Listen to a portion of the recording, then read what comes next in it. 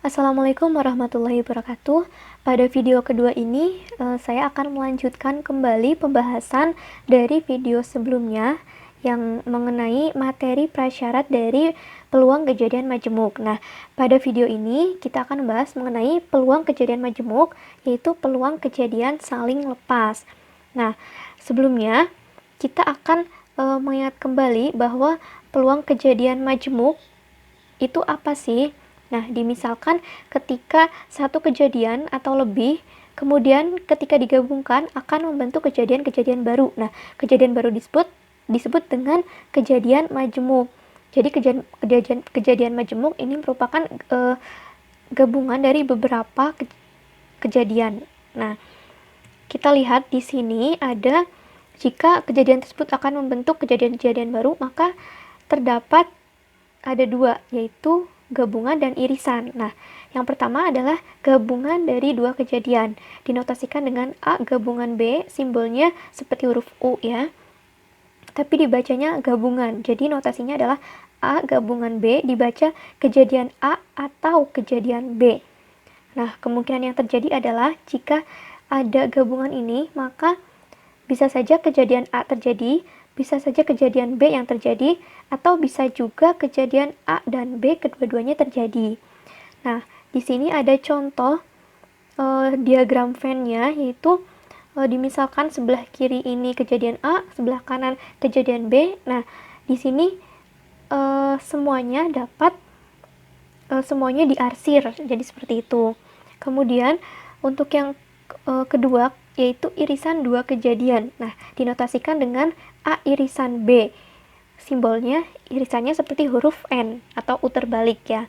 Dibacanya yaitu kejadian A dan kejadian B.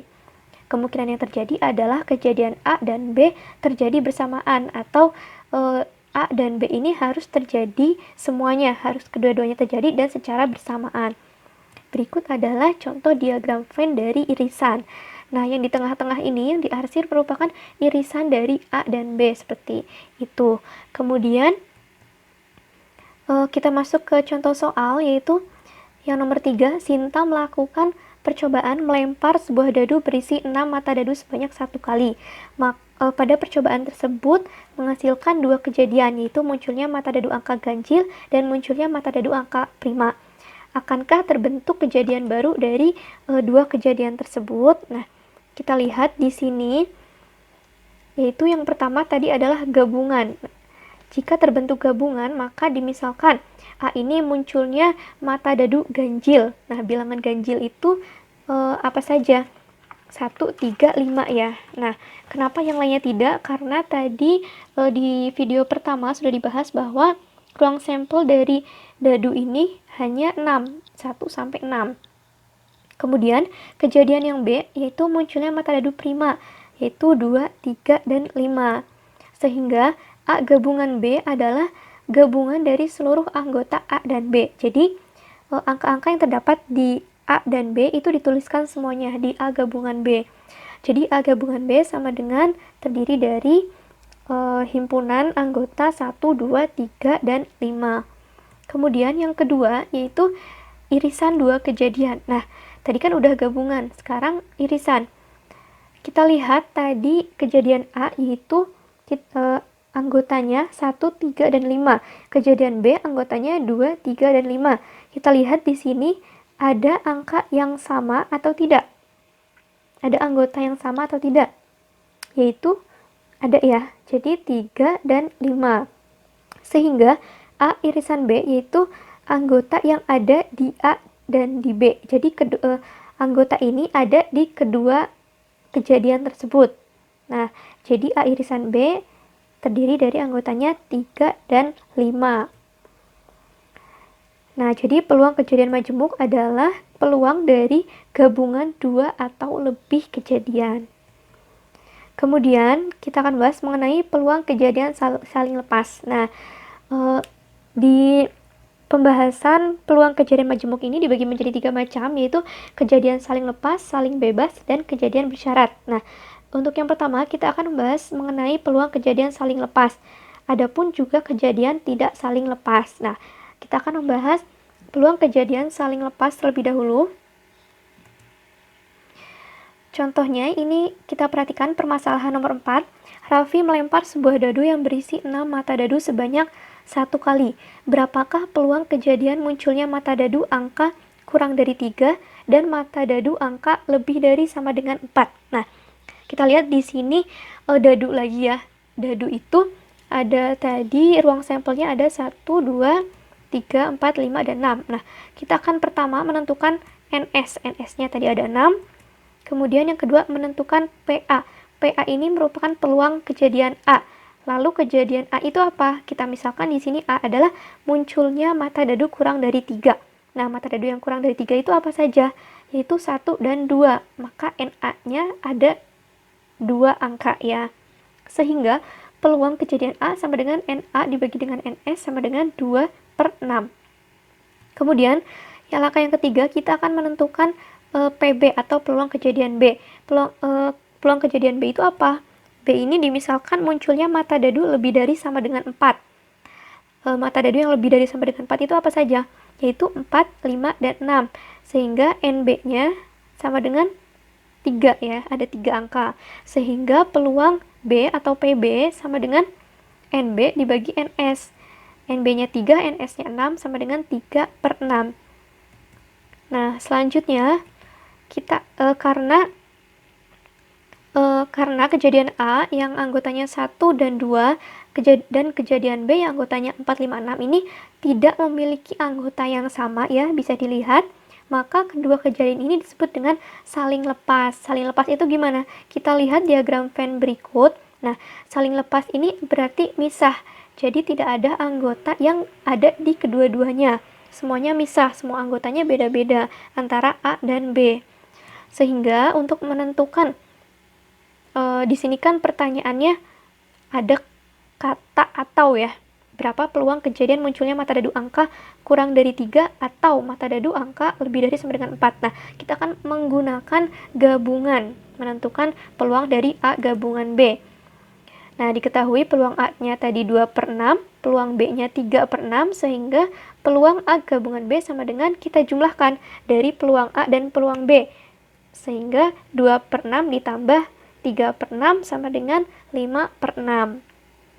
Nah, sehingga peluang kejadian munculnya mata dadu angka kurang dari 3 atau mata dadu lebih dari sama dengan 4 adalah 5/6.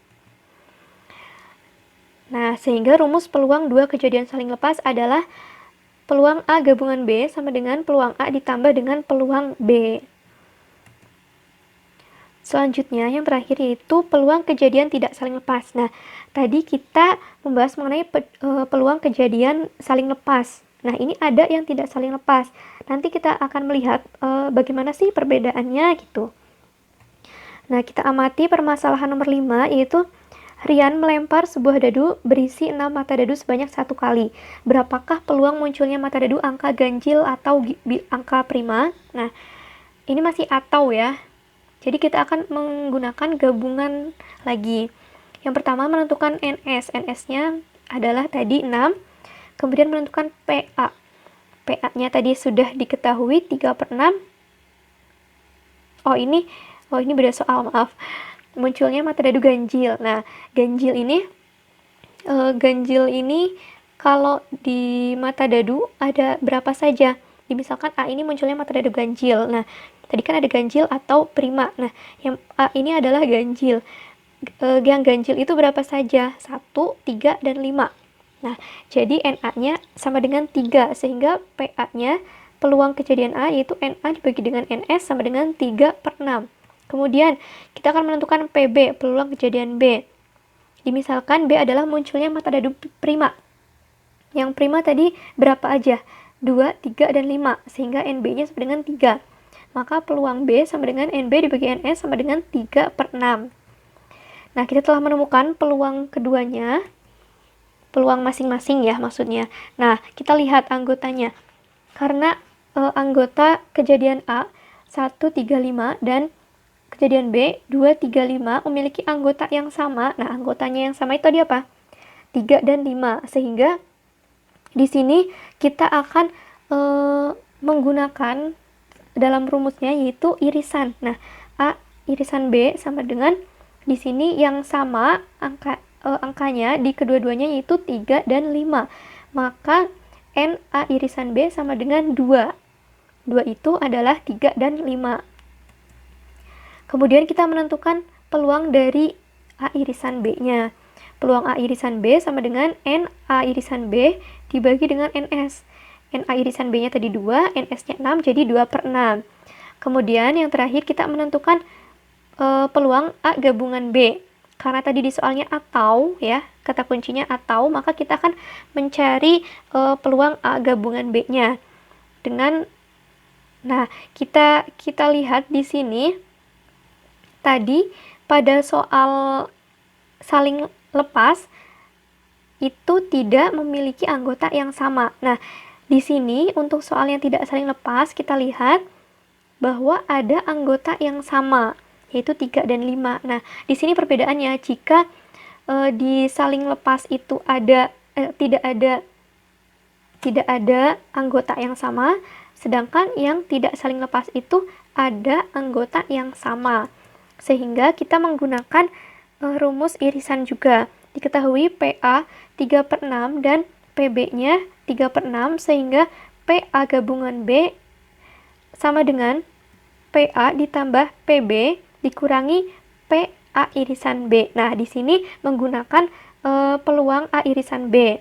Sehingga 3/6 ditambah 3/6 dikurangi 2/6 sama dengan 4/6. Disederhanakan menjadi 2/3. Nah, sehingga peluang munculnya mata dadu angka ganjil atau angka prima adalah 2/3.